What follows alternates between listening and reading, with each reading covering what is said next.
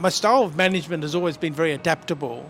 So it's just, I'm not going to get the same out of a manager from China, mainland China, that I am out of somebody from Philippines or someone from Singapore or a Singaporean Indian or Singaporean Malay. Everyone's going to be different, and across, we all bring different expectations. So I've always been focused on having an adaptable approach and having the conversation, investing time in conversations to understand. And by understanding, like, you get lessons from them because they're seeing things in their way.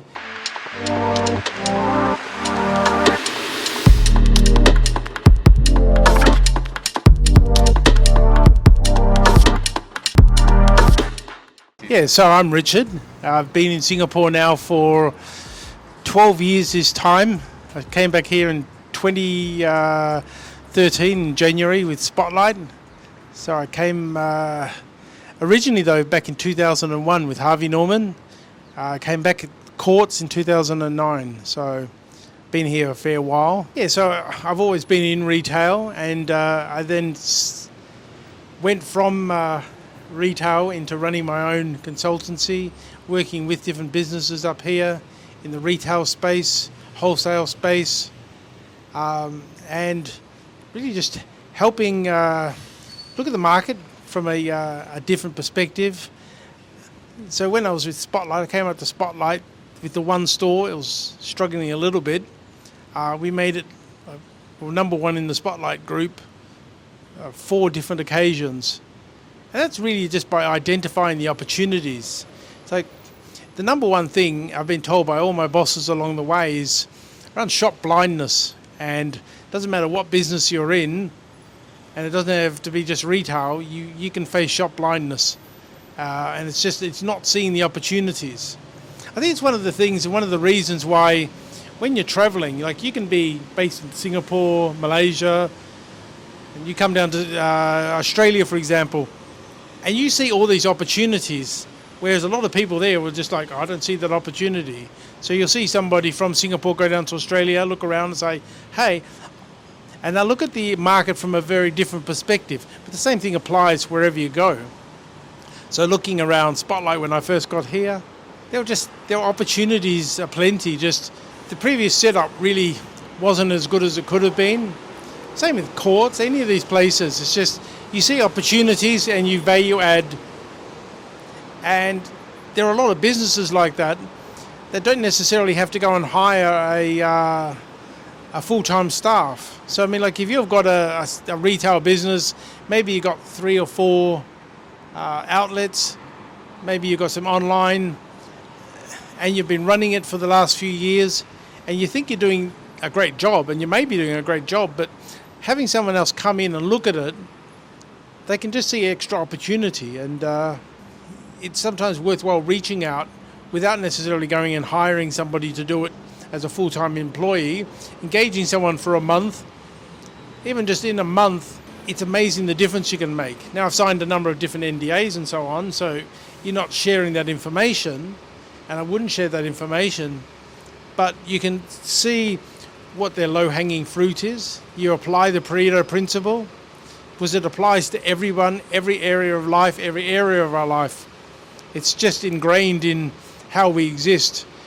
It's that 20% of effort gets you the 80% of result. And it's figuring out and continuing to focus on what that 20% looks like that gets you your growth, and how you then outsource the rest. If you do that, it's there's massive opportunities.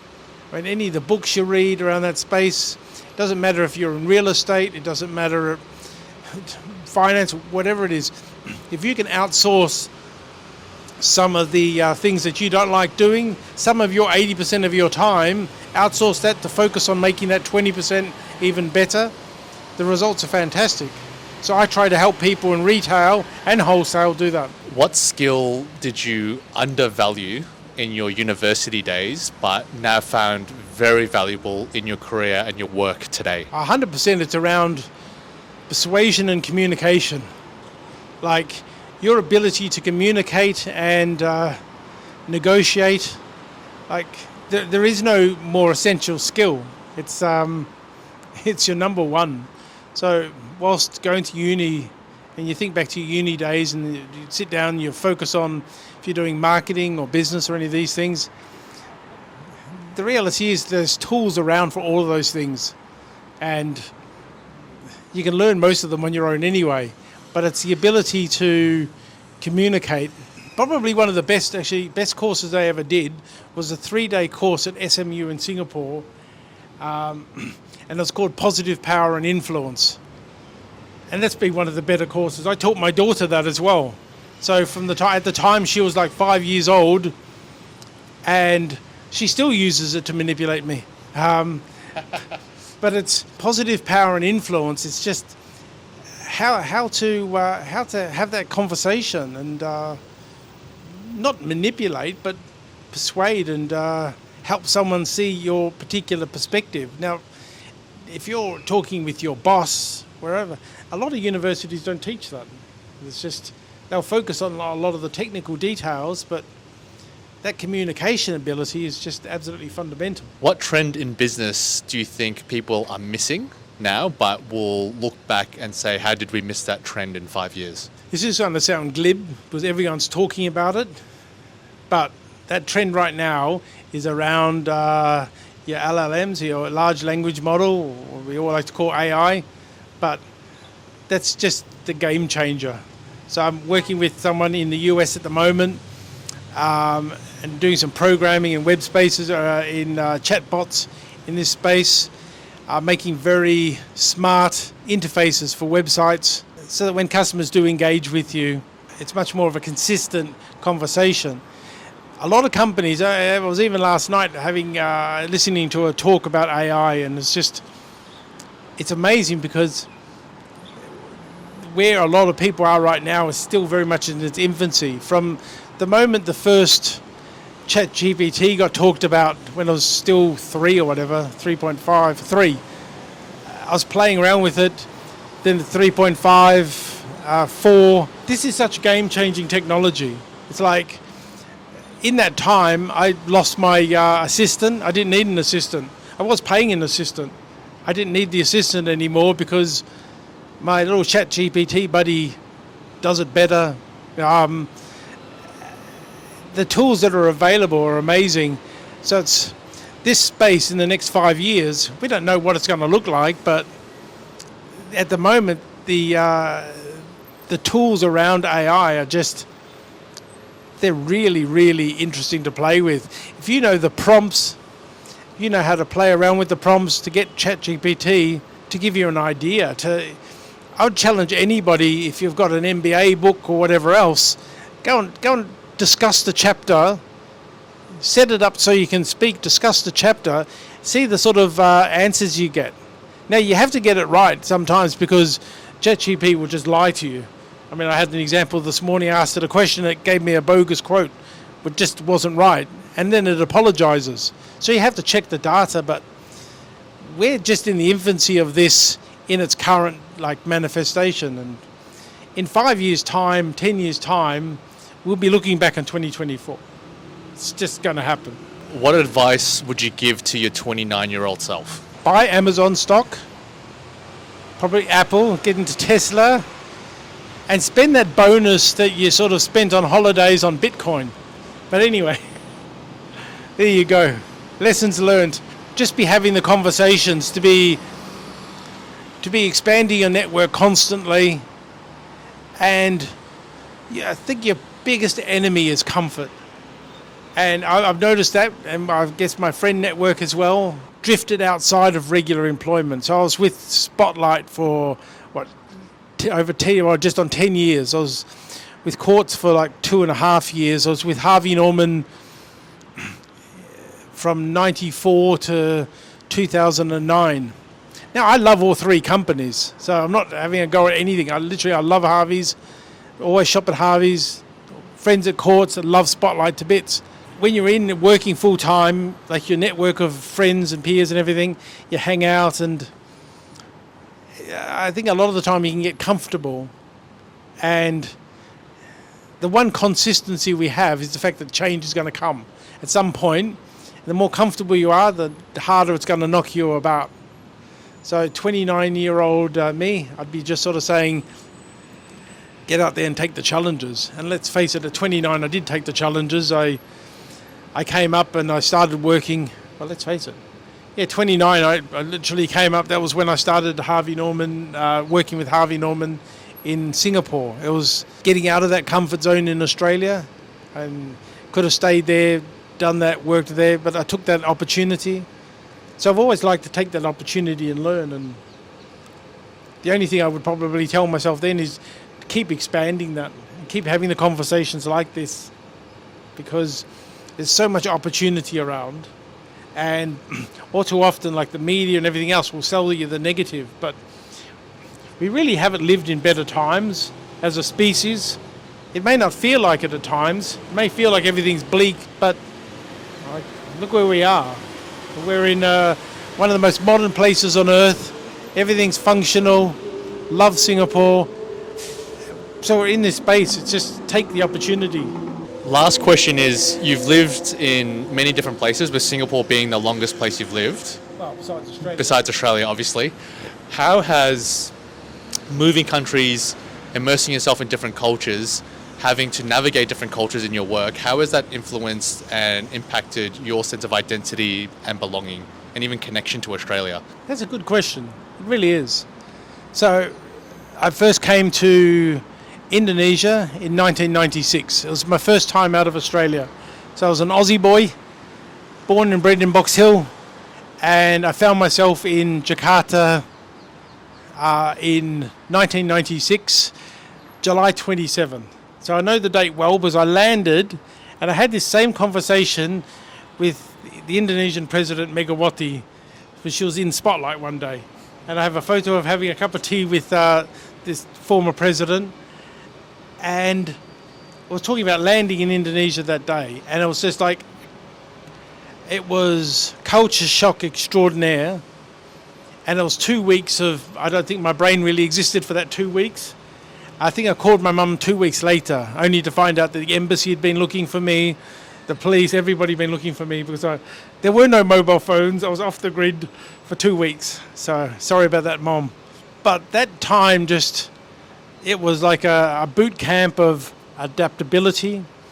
I mean, Indonesia in 1996, staying in a cost. So basically a small little room with a fan, a very thin foam mattress, like a shared communal toilets, but not even a shower. It was just like a bucket with water. So it was like very much an adapt. And over the course of that sort of 6 months, I began to love the place. I came back multiple times whilst I was doing my postgraduate studies. Then coming to Singapore, I got the whole different experience. Singapore's a whole lot more dynamic. Obviously in Indonesia, there was a much stronger Islamic focus.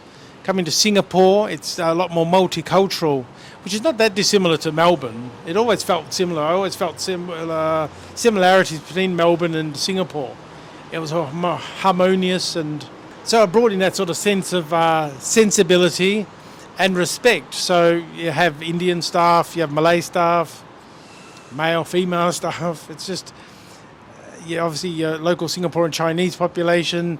You have Filipinos. You have, all the people from all over. And my style of management has always been very adaptable.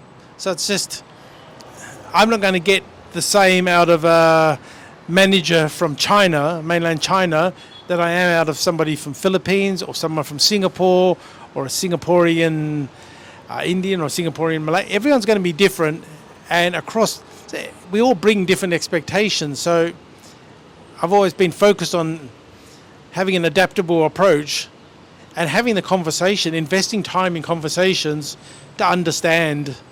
And by understanding, like, you get lessons from them because they're seeing things in their way. The last few months, I've actually even been helping out sometimes at a local hawker bar in Singapore. Like going to one in Yishun, and early in the morning on some weekends when the particular store owner needed some help, and I was there helping them with Chi Chong Fun. Now, it wasn't a paid gig, And you may think it sounds pretty strange in Singapore, and I do get some looks, because you've got this big angmo standing in the market in Chi Chong Fan, looking like I'm in a different world.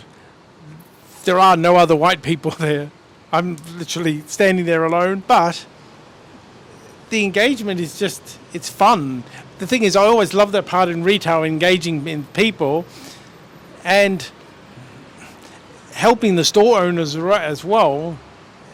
Now, the economics are different.